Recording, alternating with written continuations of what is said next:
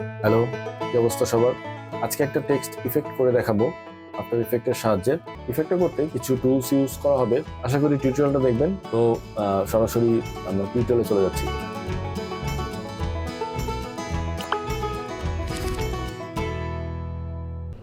তো প্রথমে হচ্ছে আমরা একটা নিউ কম্পোজিশন নিব। নিউ কম্পোজিশন নিয়ে আমরা এখানে একটা নাম দিলাম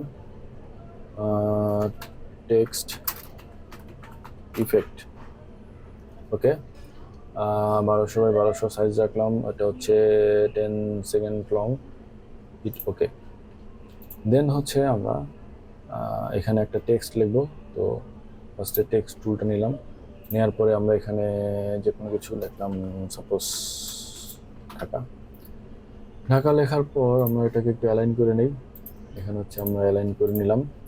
ওকে, এবার হচ্ছে আমরা যেটা করব সেটা হচ্ছে এই লেয়ারের এখানে যে একটা অ্যারো বাটন আছে, সেই অ্যারো বাটনে আমরা একটা ক্লিক করব। ক্লিক করার পরে আমাদের এখানে একটা বক্স ওপেন হবে।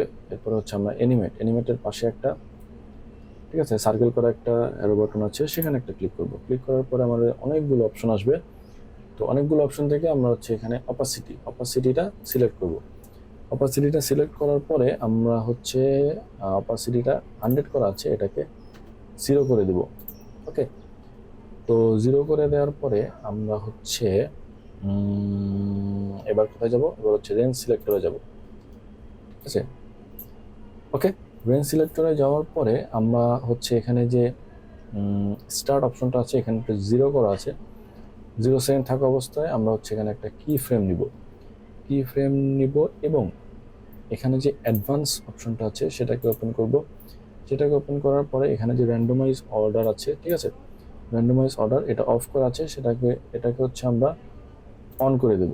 অন করে দেওয়ার পরে এখানে র্যান্ডম সিড যে অপশনটা আসবে, সেটা হচ্ছে আমরা 0তে থাকা অবস্থায় একটা কি ফ্রেম নিব।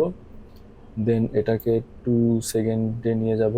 2 সেকেন্ডে নিয়ে যাওয়ার পরে আমরা হচ্ছে এখানে যে স্টার্ট অপশনটা আছে, স্টার্টটা 0 করা ছিল, এবার এটাকে আমরা 100 করে দেব। এবং এখানে যে র্যান্ডম সিড, এটাকে 0 করা ছিল, এটাকে হচ্ছে 25 করে দেব। ওকে, এরপরে আমরা এখন যদি এটাকে প্লে করি, খুবই নাইস একটা ইফেক্ট কিন্তু ক্রিয়েট হয়ে গেছে। ঠিক আছে, খুবই নাইস। তো এখানে চাইলে আপনি এভাবেই রাখতে পারেন, বাট আমি চাচ্ছি যে এখানে যেই ফেড হয়ে যাচ্ছে টেক্সটগুলো, যে ফেড হয়ে আসতেছে, লেটারগুলো যেভাবে ফেড হয়ে আসতেছে, আমি চাচ্ছি একদম শার্পনেসটা ধরে থাকুক। ঠিক আছে, খুবই শার্পলি এটা ব্লিঙ্ক করুক। তো এটা করার জন্য এখানে যে স্মুথনেসটা আছে সেটা হচ্ছে 100 করা আছে, আমি এটাকে 0 করে দিব। ঠিক আছে, এখন কিন্তু ওই ফেড হয়ে জিনিসগুলো আর হবে না, এখন হচ্ছে খুবই শার্পলি লেটারগুলো ব্লিঙ্ক হয়ে আসবে। ওকে, সো খুবই সিম্পল, খুবই সহজ একটা ইফেক্ট। খুব সহজে আফটার ইফেক্টের মাধ্যমে কিন্তু এরকম একটা ব্লিঙ্ক, টেক্সটের এরকম একটা ব্লিঙ্ক কিন্তু আপনারা করে ফেলতে পারেন। তো নেক্সট পর্বে এটার আরও কিছু এডিশনাল কাজ আছে, সেগুলো আমরা করে দেখাবো। সো আশা করি নেক্সট পর্বটা অবশ্যই দেখবেন, আর সামনে আরও বেশ কিছু টিউটোরিয়াল আনার চেষ্টা করব।